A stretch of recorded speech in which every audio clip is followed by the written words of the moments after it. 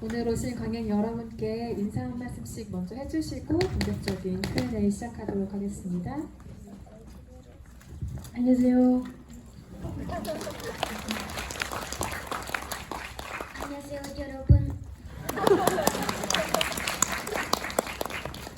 네, 방금 영화를 보신 분들 중에 눈썰미가 밝으신 분들이라면 여기 앉아 계신 어린이 게스트가 어떤 역할로 잠시 출연했는지 눈치를 채셨겠지만 혹시 아직 모르실 분들을 위해서 직접 어떤 역할이었는지 소개를 좀 해주실까요? Hello, I'm Benedek. In the film, um, I um, I play the son of my mother, and um,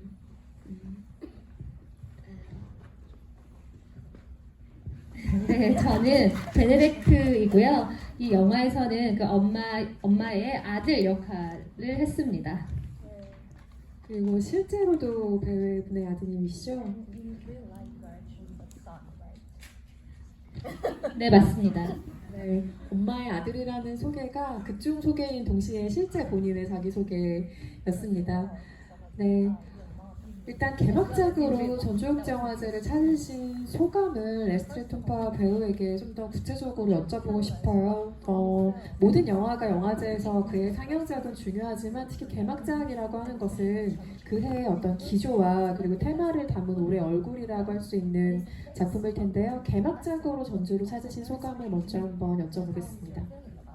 I was very proud to be here and to open the festival with such a wonderful people. And I have to say that the whole preparation to come here was incredible. Incredible. Leslie was the person I communicated with, and it was so kind and so nice. So I already was very happy.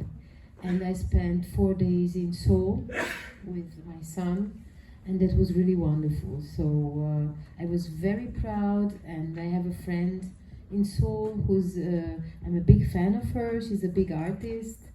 She's name is Jaram Lee. She's a pansori singer, and she honored me. She gave me her dress to wear it, her hanbok, at the opening, and I was so honored. Yeah.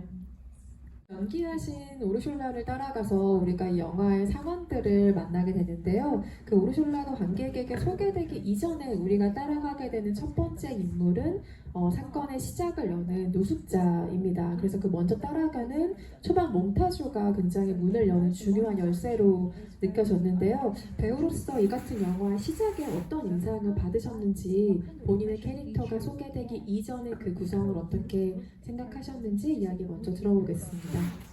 But also Radu was dialoguing with Psycho from Hitchcock, where in the first part there's also a change of main character, where from a given moment the killer is the main character. So in this case, my character was the killer.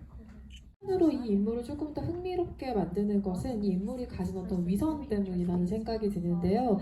예를 들면 묘지는 끝내 찾아가지 않는다던가 어떤 면에서는 자의식이 조금 과잉되어 있는 것처럼 보인다던가 하는 면이 있죠. 그리고 우르슐라가 만나는 인물들의 태도도 그것은 마찬가지에 있다는 생각이 듭니다. 그래서 영화에서 인물들을 통해 보여준 이 위선이라는 감정 혹은 상황에 대해서 얼마나 공감하셨는지에 대한 여부도 궁금합니다.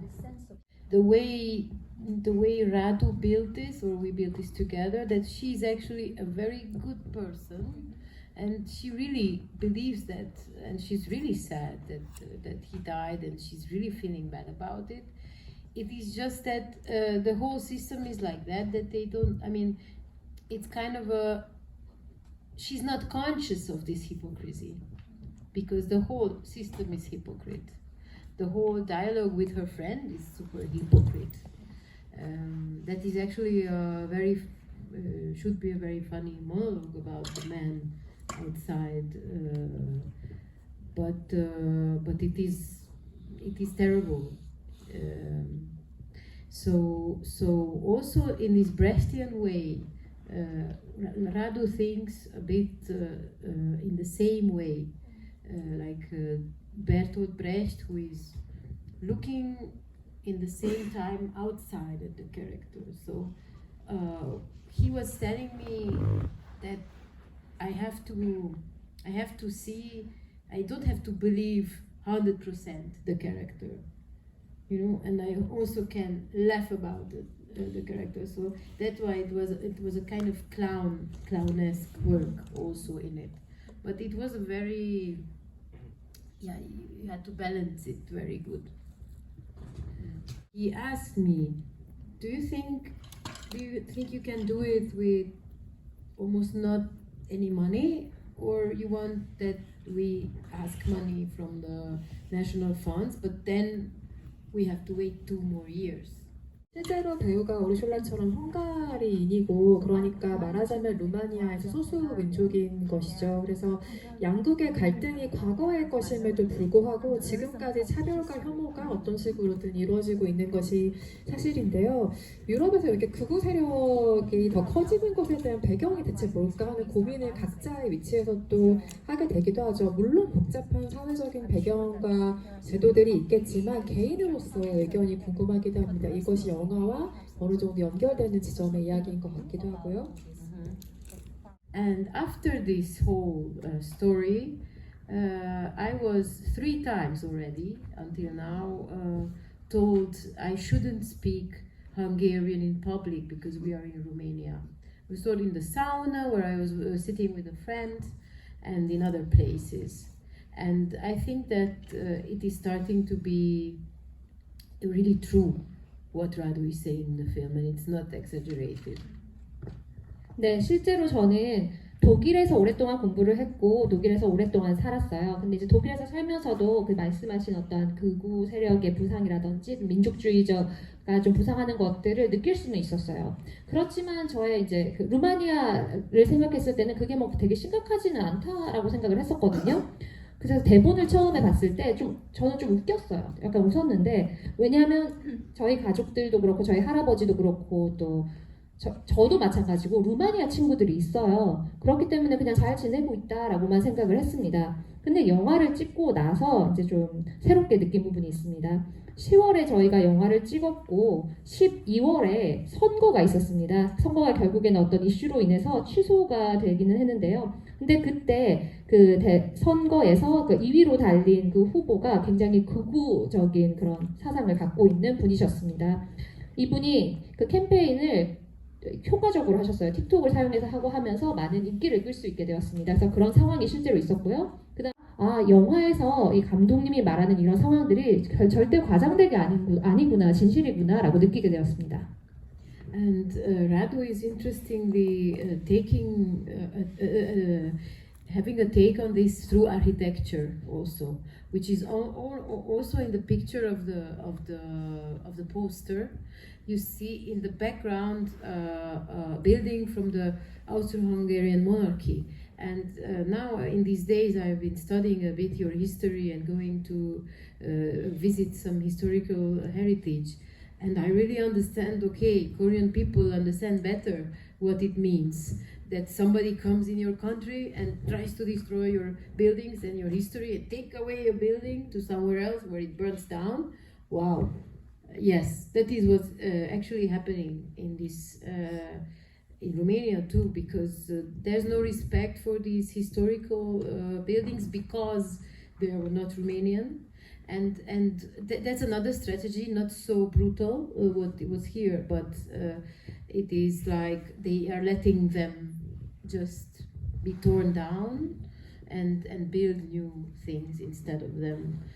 It is a very complex screenplay with a lot of layers and not a natural way of speaking at all. And with quotes from other movies, from philosophical books. It is full of quotes, full of references. So it is okay. For example, in one moment, Radu came to me and said, "Do you know this quote from Emil Cioran?" And I was like, "No." So he said the quote, and say it. And she's like, when? You decide when you want. And I was like, okay. And he disappeared. You know, he went away with behind the iPhone. You know. So it was a challenge to make this like natural person, you know, like to speak this text and not to change a word. So I was really focused on it, and I enjoyed it a lot because he's very playful. So if he sees that you did your work and you know your text and you know what you are saying, then it's really a pleasure to work with him. And it was, of course, it was a challenge. It was my first important work with him, and also I shot with him in Dracula, but that was there he didn't say anything to me, so that was a really fantasy world, and this was different. 네, 일단은 굉장히 좀 도전 과제들이 많았다라고 말씀을 드리겠습니다. 어려웠습니다. 근데 어렵다고 해서 제가 싫었다는 건 아니고요. 저는 그런 도전을 하는 것을 좋아합니다. 이 내용에는 굉장히 많은 층이 레이어가 있었다고 생각이 들어요. 그러니까 좀 얘기를 드리자면은 저희 감독님께서 저에게 인용구를 많이 활용을 하도록 하셨어요. 그러니까 대사가 사실은 전혀 자연스러운 대사가 아니에요. 그냥 사람이 자연스럽게 하는 말들이 아닙니다. 대사 속에 철학적인 인용구가 굉장히 많았어요. 그거를 이제 롱테이크로 찍고 그랬죠. 근데 그 라두 감독님이 저한테 와서 이제 얘기를 갑자기 하시는 거예요. 너 에미 초란이라는 사람 알아? 그 사람의 이 인용구를 아니? 그러면 제가 아니 모르는데 이렇게 대답을 하죠. 그러면 그 인용구를 이렇게 불러주고는 이 인용구 영화 찍다가 얘기해. 이 인용구를 써야 돼 라고 말씀을 하십니다. 그래서 제가 언제 이 인용구를 말하는 거야? 라고 물어보면 아니 아무 때나 너 원할 때 이렇게 하고 아이폰 뒤로 사라지세요. 그러고 찍으시는 거죠. 그러니까 제 입장에서는 굉장히 이게 좀 어려움이 있었죠. 왜냐하면 어쨌든 이 독특한 인용구를 뭔가 자연스럽게 대사로 녹아내야 되니까 진짜 사람이 말하는 것처럼 해야 되니까 그런 좀 어려움이 있었습니다. 근데 또 주신 인용구를 제가 수정을 할 수도 없었거든요. 그래서 그런 부분이 굉장히 도전 과제가 있었지만 그러나 굉장히 재미있게 또 촬영을 했습니다. 만약에 그 배우가 자신의 일을 잘하고 대사를 잘 외우고 대사를 잘 전달할 수만 있다면 라두 감독님 같은 스타일로 영화를 찍으시는 감독님과 작업을 함께 한다면 굉장히 즐거운 일이 될 수도 있을 것 같습니다.